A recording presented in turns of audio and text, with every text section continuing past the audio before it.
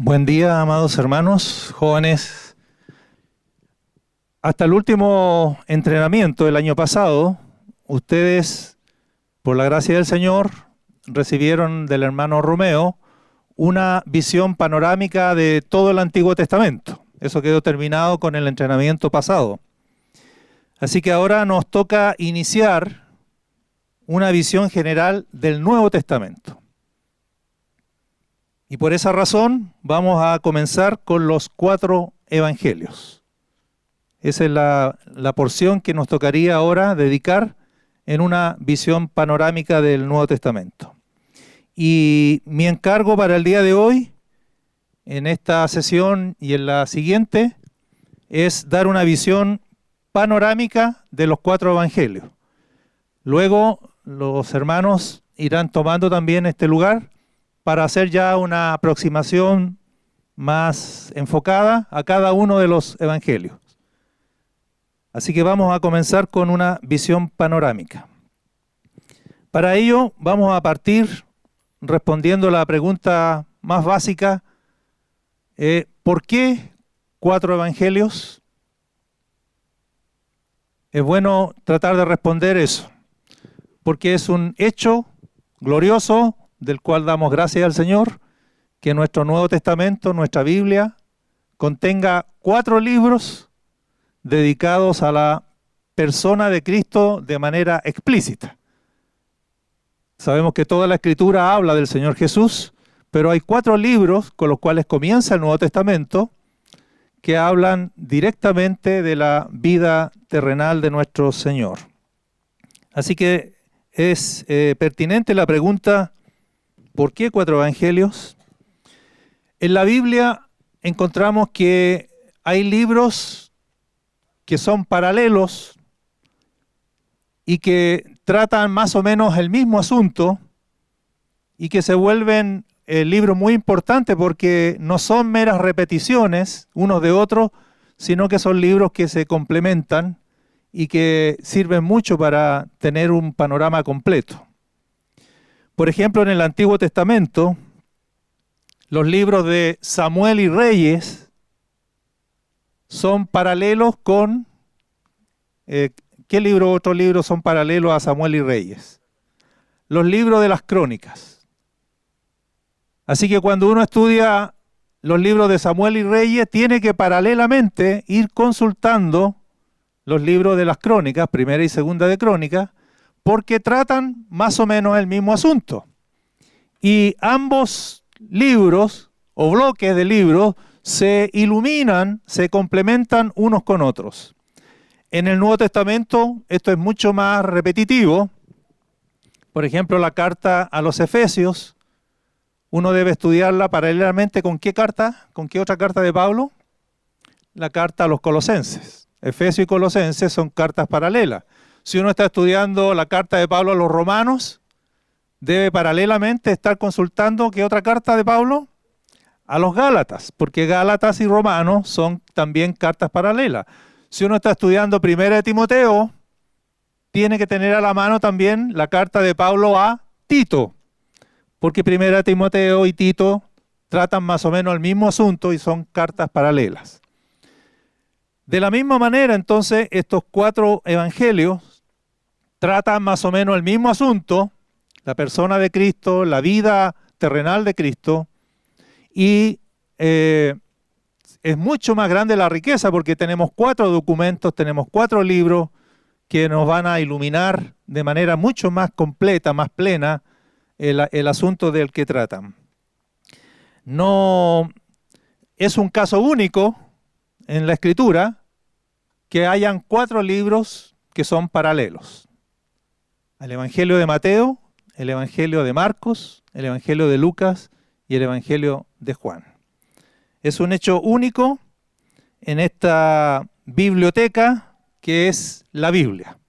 Una biblioteca formada por 66 libros. La respuesta a la pregunta ¿por qué 4 evangelios? Seguramente hay que buscarla en el significado del número 4.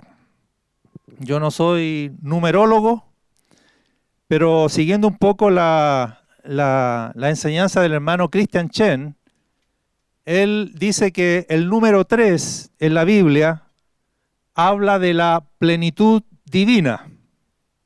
Está referido a Dios y a su plenitud. Sabemos que Dios es uno solo, pero la plenitud divina está representada en el número 3, haciendo especial referencia a la Trinidad. Y por lo tanto, él sugiere, el hermano Cristian, que el número 4 marcaría o indicaría todo aquello que está más allá de Dios. ¿Y qué cosa está más allá de Dios? Su creación. Después de la plenitud divina están las obras creadoras de Dios, y el número 4 haría alusión a la creación, a lo creado. ¿Pero en qué sentido? En que el número 4 estaría indicando la plenitud de lo creado.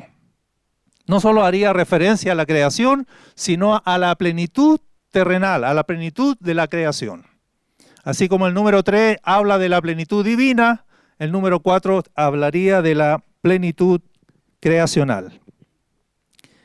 Esta totalidad terrenal, o sea, el número 4 indicaría que estamos hablando de la totalidad de lo creado, el ámbito terrenal en su aspecto pleno, se expresa en la Escritura de varias maneras. Por ejemplo, Isaías 11:12, no lo busquen, sino solo lo menciono. Isaías 11:12 habla de los 4 confines de la tierra. ¿Y qué está queriendo decir eso? Esa expresión, los 4 confines de la tierra, que está abarcando la totalidad del planeta, la totalidad de la tierra. También en la Biblia encontramos la expresión los 4 vientos, en Ezequiel 37:9. Los 4 vientos, haciendo otra vez alusión a la totalidad de la tierra. Efesios 3:18, hablando del plan de Dios, del plan amoroso de Dios, dice que debemos ser capaces de comprender con todos los santos la anchura, la longitud, la profundidad y la altura. Otra vez da 4 medidas para indicar entonces que está queriendo abarcar toda la creación. Anchura, largo, la profundidad y la altura. Ahora, saliéndonos de la Biblia, en nuestro lenguaje cotidiano, nosotros también hablamos de los 4 puntos cardinales: norte, sur, este, oeste, y con eso queremos indicar también la totalidad de la tierra. También hablamos de las 4 estaciones, y con las 4 estaciones, otoño, invierno, primavera y verano, queremos indicar todo el espectro del clima. Allí está incluido toda la totalidad de las posibilidades del clima. Entonces el número 4 aparece claramente en la Escritura y fuera de la Escritura como un número que nos habla de que vamos a hablar de una plenitud, pero una plenitud en el ámbito terreno. Y los 4 evangelios entonces nos dan cuenta de la gloria terrenal de nuestro Señor Jesucristo. El Señor es divino y tiene una gloria eterna y tiene una existencia eterna. Él es el mismo ayer, hoy y por todos los siglos. Y podemos hablar de la preexistencia del Señor Jesús desde la eternidad pasada, y también podemos hablar de la existencia del Señor Jesús en la eternidad futura. Pero a pesar de eso, de que el Señor es eterno, nosotros sabemos perfectamente de que hay una parte de la existencia de nuestro Señor que fue terrenal. Y bendito el Señor por eso. El Verbo un día se hizo carne y habitó entre nosotros por alrededor de 33 años y medio. Y luego en carne, Él ascendió a los cielos y así está ahora delante de su Padre, en el trono de su Padre, a la diestra de la majestad. Así que, entendiendo que el Señor es eterno y tiene una gloria eterna y una belleza eterna, no hay duda de que hay una etapa de su existencia en que el Señor estuvo entre nosotros, vivió una dimensión terrenal de su existencia, fue hecho verdadero hombre y habitó entre nosotros. Y entonces los 4 evangelios que tratan justamente de la existencia terrenal de nuestro Señor, de este paso por esta dimensión, al ser 4 evangelios, lo que nos indica el número 4 es que lo que vamos a encontrar en Mateo, Marcos, Lucas y Juan, tomándolo en su conjunto, tomándolo a los 4, lo que vamos a tener allí es la plenitud de la gloria terrenal de nuestro Señor Jesús. Para conocer toda su gloria, la divina y la terrena, para conocer toda su belleza, necesitamos los 66 libros de esta biblioteca santa que es la Biblia.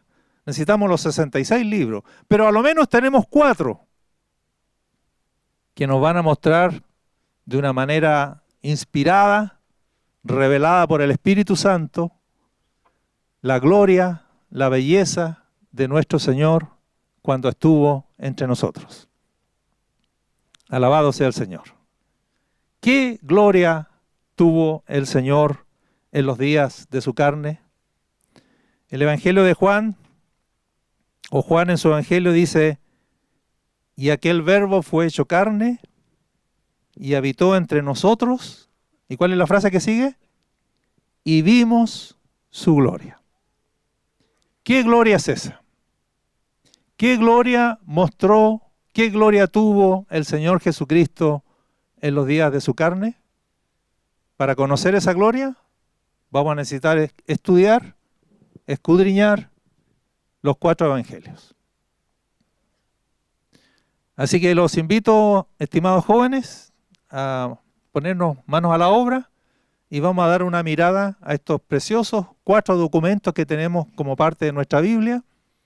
En estos días vamos a estar haciendo eso, buscando contemplar la gloria de nuestro Señor Jesús, la plenitud de su gloria terrenal, la plenitud que nos fue revelada en los días de su carne.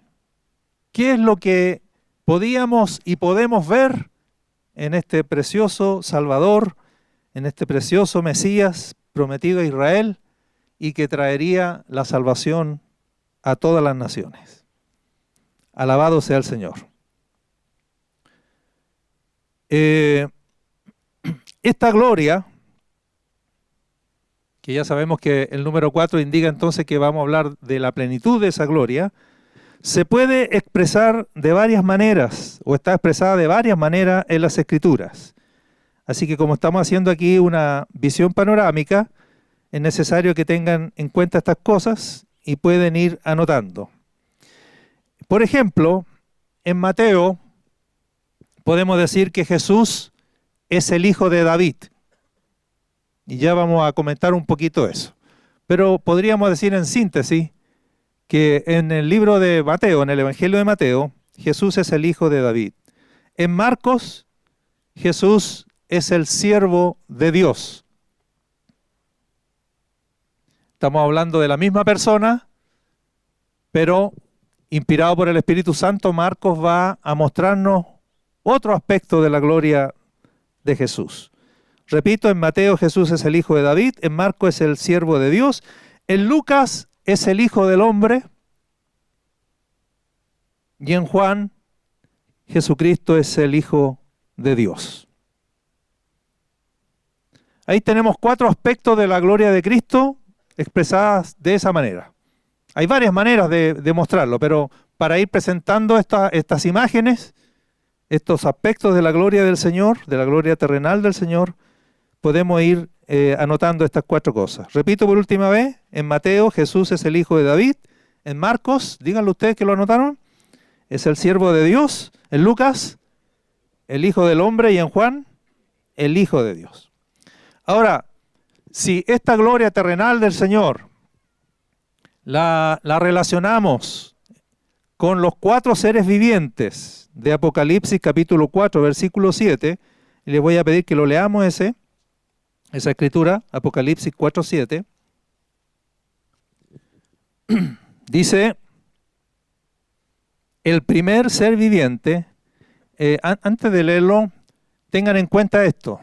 Después del trono, en el cielo la disposición geográfica de la corte celestial son círculos concéntricos. Así que está el trono de Dios y el primer círculo que rodea el trono de Dios son los 4 seres vivientes. Después hay un segundo círculo más externo, pero también un círculo concéntrico que rodea el trono de Dios, que son los 24 tronos donde están 24 ancianos. Pero el primer círculo son estos 4 seres vivientes. Y Juan dice en el 4:7 que el primer ser viviente era semejante a un león. Entonces el cuadrito que tenemos aquí justamente busca reflejar estos 4 seres vivientes. El primer ser viviente tenía la semejanza de un león. El segundo era semejante a un becerro o a un buey, ¿no? La idea de buey es más conocida para nosotros porque nos hace muy bien la imagen de la yunta de bueyes, del arado y de la carga, de arrastrar la carreta. Así que vamos a mencionarlo para efectos nuestros como buey. El segundo ser viviente era semejante a un buey. El tercero tenía rostro como de hombre. Estamos hablando de los 4 seres vivientes, así que aquí está. El tercero tenía rostro como de hombre. Y el cuarto era semejante a un águila volando. Destaco que no es simplemente un águila, sino que lo vio semejante a un águila en vuelo. Un águila volando. Así que ese detalle es interesante. Así que si relacionáramos la gloria, estas son como pistas de investigación que van a quedar jóvenes para ustedes como tarea. Siempre vamos a hablar de 4 aspectos que de alguna manera nos están mostrando la gloria terrenal de nuestro Señor. Y entonces podemos relacionar estos 4 seres vivientes con forma de león, de buey, con rostro de hombre y como un águila volando, con los 4 evangelios, con los 4 rostros que los evangelios presentan de Cristo. En Mateo entonces, Cristo representaría a ese león, a ese primer ser viviente que era semejante a un león. ¿Por qué? Porque Mateo nos va a mostrar la realeza de Cristo. Mateo nos va a mostrar que Jesucristo es rey. Por lo tanto, la figura de león es la que calza perfectamente con el Cristo de Mateo, donde se nos revela allí su realeza. En el Evangelio de Marcos, ¿cuál será el ser viviente que representa al Señor allí? El buey. Porque Marcos precisamente nos va a destacar del Señor su servicio. Y fíjense que en el mismo orden en que están los evangelios, calzan perfectamente con el mismo orden en que son mencionados los seres vivientes. Así que en Marcos, Cristo es ese buey que sirve incansablemente. En Lucas, Cristo es ese ser viviente con rostro de hombre. Porque Lucas nos mostrará la humanidad perfecta de nuestro Señor. En Jesucristo, en el Verbo hecho carne, nosotros vimos y vemos a un perfecto y verdadero hombre. Y la iglesia lo confiesa esto. Es parte de su credo y es parte de su fe. Jesucristo es verdadero hombre. Porque ya van a aparecer herejías en que van a decir que él tenía apariencia de hombre, pero no fue un verdadero hombre. Y Lucas lo que nos va a mostrar del Señor Jesús es que Él fue no solo un perfecto hombre, sino un verdadero hombre. Alabado sea el Señor. Así que el ser viviente con semejanza de de hombre, de rostro de hombre, calza perfectamente con Lucas. Y por último, Juan. Cristo es esa águila volando. No solo es un águila, repito, sino es un águila volando. Porque Juan nos va a mostrar de Jesucristo su dimensión celestial, su divinidad. Así que con Lucas todos confesamos en esta mañana que Jesús es verdadero y perfecto hombre.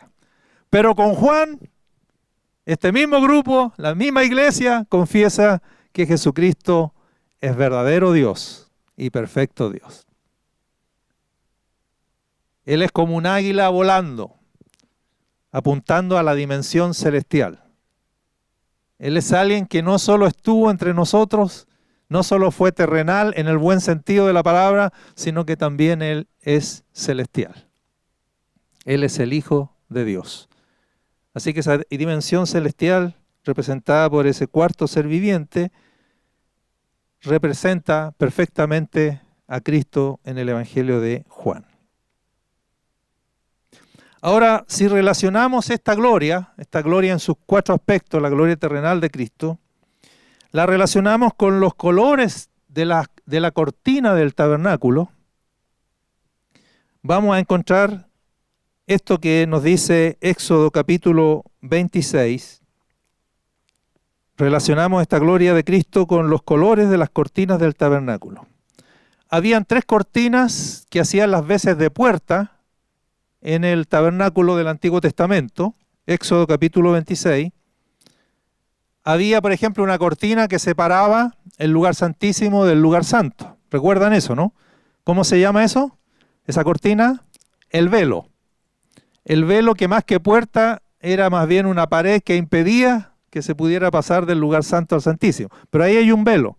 Luego hay una puerta en el tabernáculo mismo, donde termina el lugar santo. Y ahí hay otra cortina, una segunda cortina. Y hay una tercera cortina que hace de puerta del atrio. Y que también era de género, de cortina. Entonces mire de qué estaban compuestas esas cortinas. Éxodo 26, versículo 31. Aquí habla del velo que separaba el lugar santo del santísimo. Dice, también harás un velo, pongan atención ahora, o lea conmigo, dice de azul, púrpura, carmesí y lino torcido, que obviamente es de color blanco.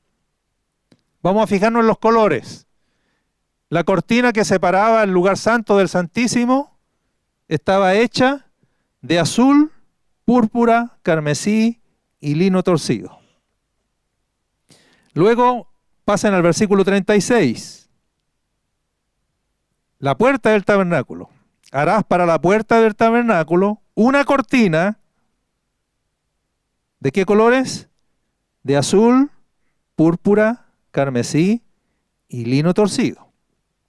O sea, los colores son azul, púrpura, rojo y blanco. Obra de recamador. Y por último, en el 27:16, la puerta del atrio, que también era una cortina, y dice, y para la puerta del atrio habrá una cortina de 20 codos de azul, púrpura y carmesí y lino torcido, de obra de recamador, sus columnas 4 con sus 4 basas. Y más todavía, más clara la figura, porque no solo es una cortina de 4 colores, sino que el velo y la puerta del atrio estaban afirmadas sobre 4 columnas. 4 colores y 4 columnas. Reafirmando más esto del número 4. Así que ayúdenme ustedes ahora, jóvenes, y relacionemos estos colores con los 4 evangelios. A Mateo, ¿qué color le vamos a asignar de esta cortina? Porque esta cortina de alguna manera estaba preanunciando la gloria que veríamos cuando el Verbo se hiciese carne. Un día el Verbo se haría carne y veríamos su gloria, y esa gloria estaba ya preanunciada en estos colores de la cortina. mostrándonos o anticipándonos proféticamente esa gloria. Mateo, ¿con qué color? Con el púrpura. Quiero poner solo una cita allí, Juan 19:2.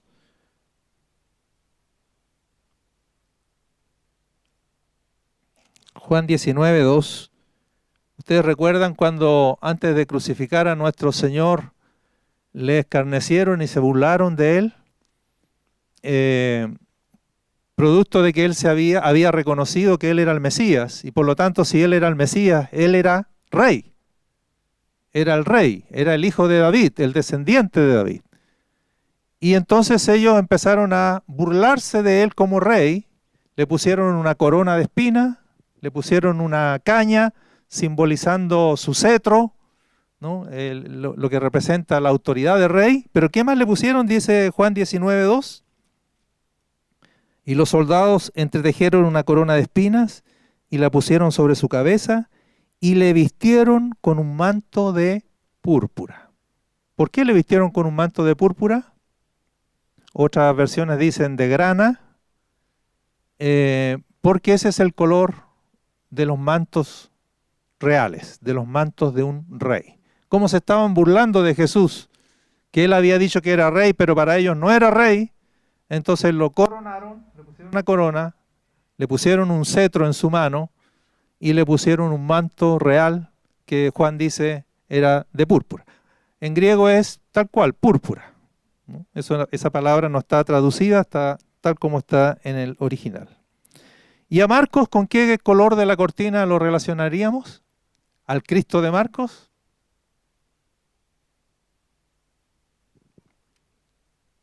Con el carmesí, color de la sangre, rojo intenso. Y como no la captaron esa, lo vamos a dejar pendiente, lo vamos a dejar hasta ahí. Con Lucas, ¿qué color de la cortina con Lucas? El azul. ¿Quién da más? Con el blanco, con el lino torcido, con el lino fino.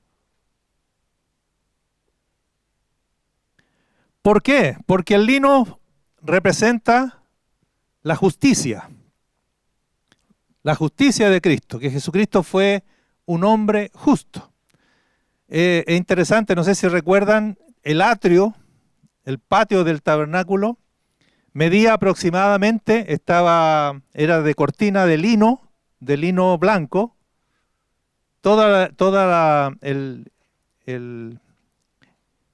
el entorno del atrio, y medía aproximadamente 2,20 metros de altura.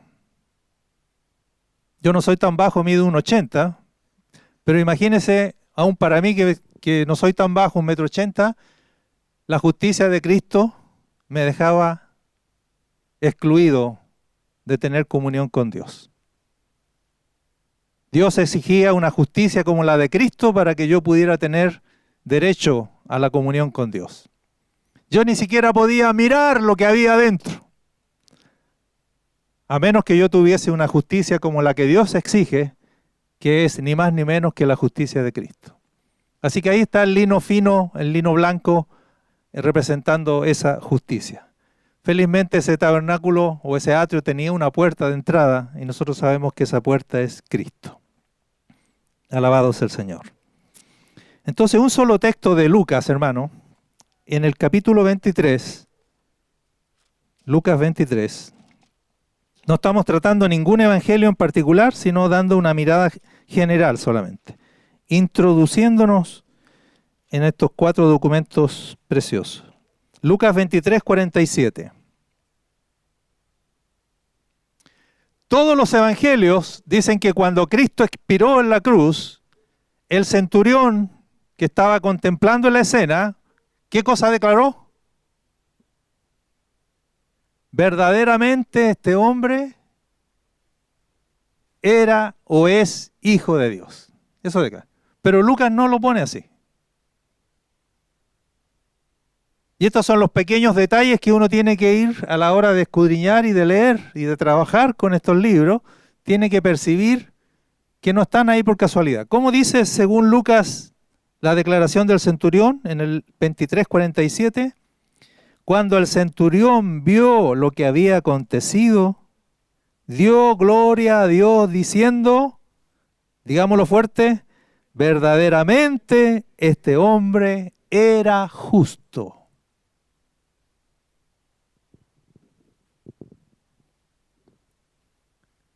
Interesante declaración.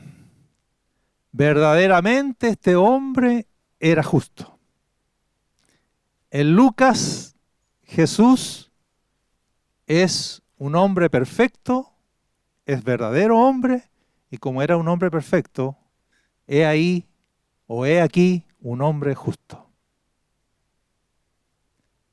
El justo que sufrió por los injustos, pero donde solo Él es justo. Alabado sea el Señor. Así que ahí uno encuentra las pistas entonces para ver de que no es casualidad que Lucas lo esté presentando así, o ponga de esa manera la confesión del centurión, porque se relaciona en este trabajo que estamos haciendo con las cortinas, con el lino blanco. Y Juan entonces, con lo único que nos queda, pero que casa perfectamente también, Jesucristo, ¿qué color tiene en el Evangelio de Juan? Azul. Y el hermano se fregó las manos porque seguramente es de la U el hermano. No por eso, el azul. Porque Jesús, ya dijimos en el Evangelio de Juan, Juan nos revela la dimensión celestial de nuestro Señor. Ahora, esta gloria terrenal de nuestro Señor también la podemos relacionar con los dones de Efesios 4:11. Veamos rápidamente ese texto, aunque algunos se lo saben de memoria. A ver si lo podemos recitar de memoria. Y él mismo constituyó a unos apóstoles, a otros profetas, a otros evangelistas, a otros pastores y maestros. ¿Por qué podríamos relacionar estos 5 ministerios, que para algunos son 4? No vamos a discutir eso. Los que creen que son 4 son mis hermanos. Los que creen que son 5 también son mis hermanos. Pero ¿por qué los podríamos relacionar con los 4 evangelios, con los 4 aspectos de la gloria terrenal de Cristo? Por la sencilla razón de que estos dones que están aquí en Efesios 4:11 perfectamente pueden ser llamados los ministerios de Cristo. ¿Y qué queremos decir con eso? Que son los ministerios que el Señor manifestó en los días de su carne. ¿El Señor fue apóstol en los días de su carne? ¿Fue durante su vida terrenal apóstol? Sí. Y no solo apóstol, sino tenemos que decir el apóstol. Él no fue un apóstol, Él es el apóstol. Así lo va a decir la carta a los hebreos. ¿Fue profeta? Sí, fue el profeta. El Evangelio de Juan va a decir, este es el profeta que había de venir. No un profeta más, no un profeta como Isaías o Jeremías o Ageo. No, Él es el profeta anunciado. Él es el profeta que había de venir. Ese que prometió Moisés, o el Señor por medio de Moisés. ¿El Señor fue evangelista en los días de su carne? Sí. ¿Fue pastor? ¿Fue maestro? Amén. Entonces, si esos dones de Efesios 4:11 no son otra cosa que los ministerios de Cristo que Él ejerció durante su ministerio terrenal, entonces perfectamente en los 4 evangelios podemos encontrar a Jesús ejerciendo estos oficios, estos dones, estos ministerios. Entonces en el Evangelio de Mateo, Cristo es el maestro. Aquí hago una observación, hermano. No es que solo fue maestro en el Evangelio de Mateo, también fue apóstol, evangelista, todos. Pero estamos hablando aquí de énfasis. ¿Ya? ¿Se entiende ese detalle? ¿Ya? No es que Cristo no es apóstol en el Evangelio de Mateo, también es apóstol. Pero el énfasis de Mateo, inspirado por el Espíritu Santo, es mostrarnos a Jesús como el maestro. Y entonces uno dice, ¿qué tiene que ver maestro con rey? Porque estamos diciendo que Mateo mostró, inspirado por el Espíritu Santo, la realeza de Cristo. Por eso la relación con el león y la relación con el color púrpura. Y la relación es esta. Porque ¿cuál es la función principal de un rey? Está fácil. Reinar. Gracias, hermano, por esa sabiduría de lo alto que te ha dado, Señor. Gobernar o reinar. Ahora, ¿cómo reina un rey? ¿Cuál es la manera práctica y concreta de gobernar de un rey? Estableciendo las leyes de su reino, decretando estatutos y mandamientos por medio de los cuales su reino ha de regirse. Y todos los ciudadanos de ese reino han de vivir en sujeción a ese rey como súbditos de ese rey, obedeciendo las leyes de ese rey. O sea, la función de legislar es la función principal de un rey, porque a través de esa legislación él podrá ejercer su autoridad sobre todos los ciudadanos de ese reino. Así que Mateo lo que hace es mostrarnos la realeza de Cristo, pero como si Cristo fuese el maestro que estableció las leyes de su reino. Así que casan perfectamente estas dos figuras. El Rey Jesús es el maestro que estableció las leyes de su reino. Y no doy más luces porque habrá alguien que va a mostrar con más detalle el Evangelio de Mateo y podrá demostrar esto que estamos diciendo ahora en forma somera y gruesa. Recuerden que en Mateo la expresión de la gente es: ¿quién es este que nos habla, que nos enseña con tal autoridad?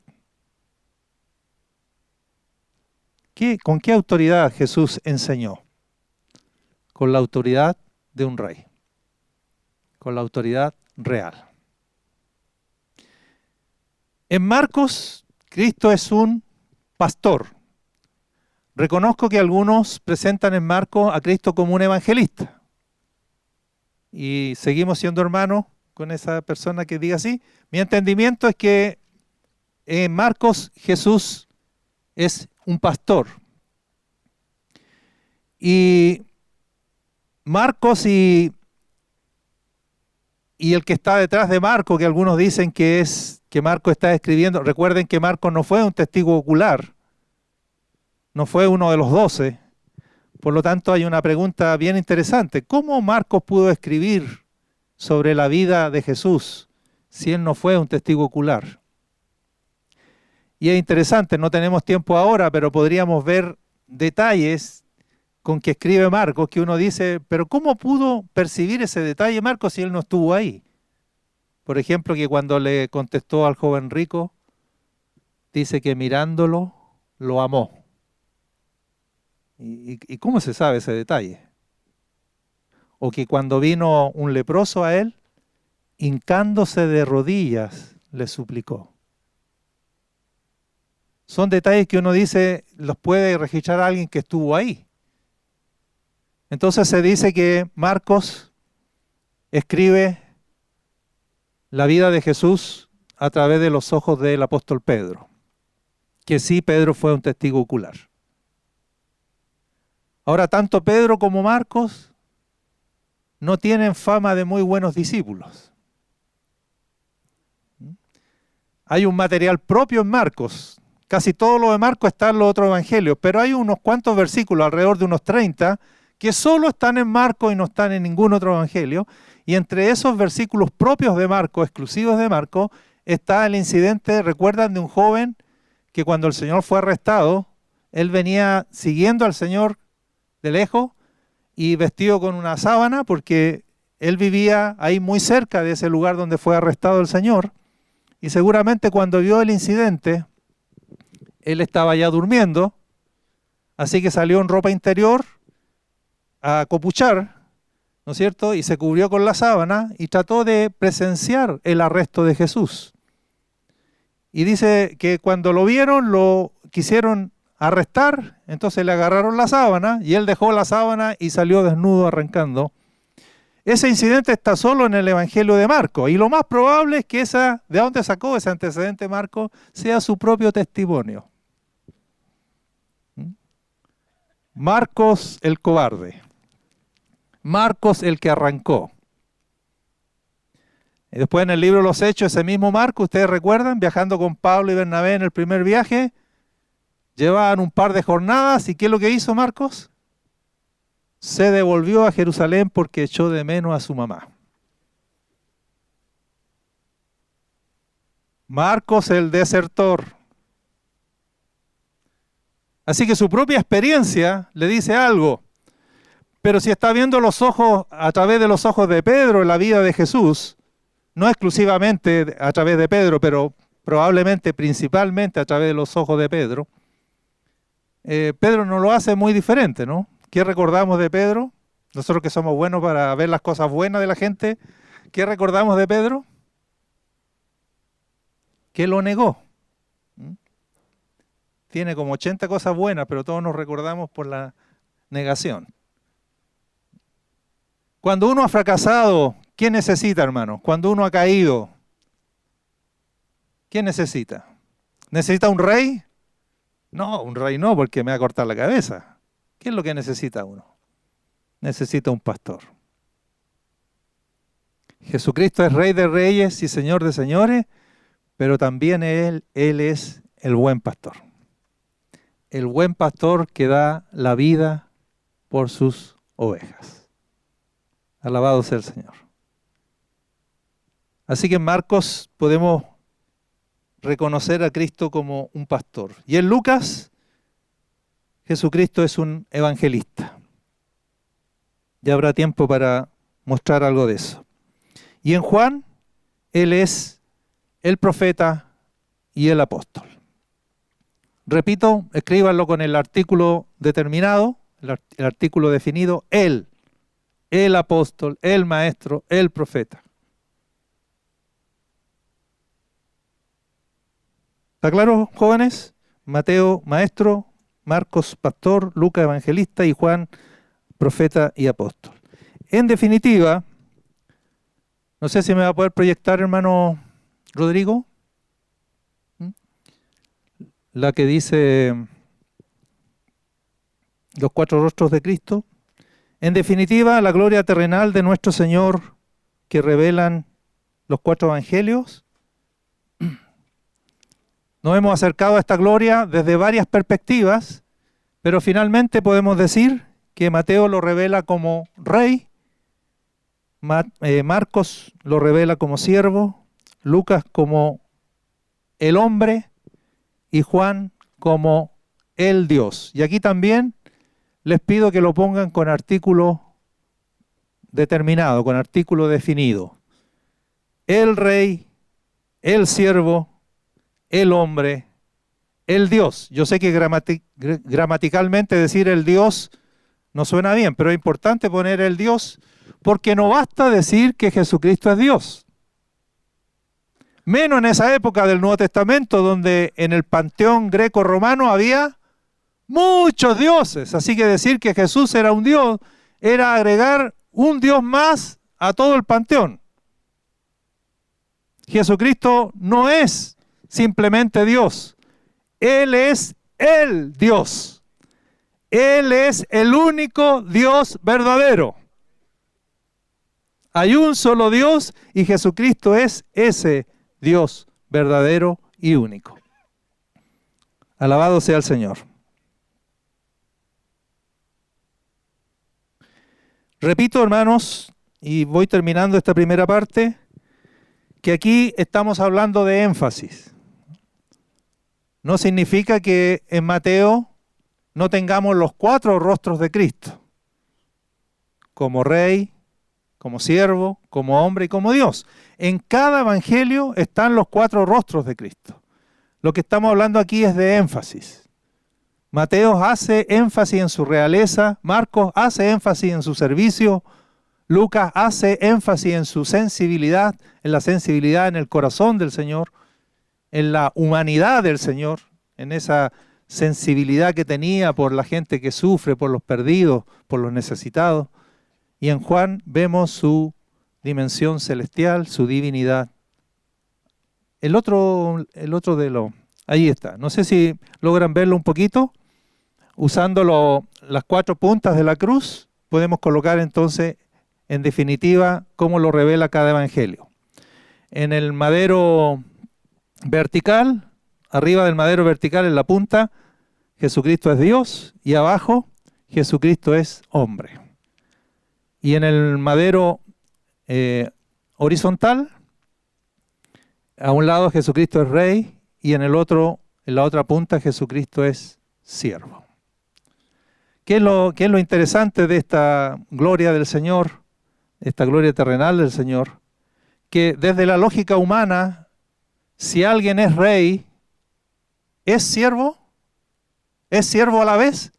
No, desde la lógica humana, si alguien es rey, no es siervo. Si es siervo, no es rey. Pero la belleza de Cristo, la gloria de Cristo, es que nuestro bendito Señor, siendo rey, no dejó de ser siervo. Y siendo siervo, no dejó de ser rey. Era un rey siervo. Era un siervo rey. Y en la otra binomio exactamente lo mismo. Desde la lógica humana, si alguien es Dios, ¿es hombre? No. Si alguien es hombre, ¿es Dios? No. Pero en el caso de nuestro glorioso Señor, de nuestro hermoso Señor, Él es Dios y hombre a la vez. Él es verdadero Dios y a la vez es verdadero hombre. Siendo hombre no deja de ser Dios y siendo Dios no deja de ser hombre. Alabado sea el Señor. Como ustedes pueden ver, jóvenes, estamos frente a alguien único, a alguien que no es comparable con nadie más. Estamos frente a uno que es más hermoso que todos los hijos de los hombres. Nuestro glorioso Señor, nuestro bendito Señor, al cual adoramos y bendecimos y alabamos. Amén. ¿La otra figura? Entonces aquí tengo un cuadro completo de los 4 evangelios. En la columna horizontal están los 4 evangelios: Mateo, Marcos, Lucas y Juan. Y en la columna vertical, las variables que hemos estado viendo. La primera, los 4 seres vivientes.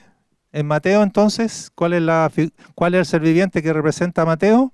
O a Cristo en el Evangelio de Mateo: león. Marcos, becerro o buey. Lucas, rostro de hombre. Y Juan, águila volando.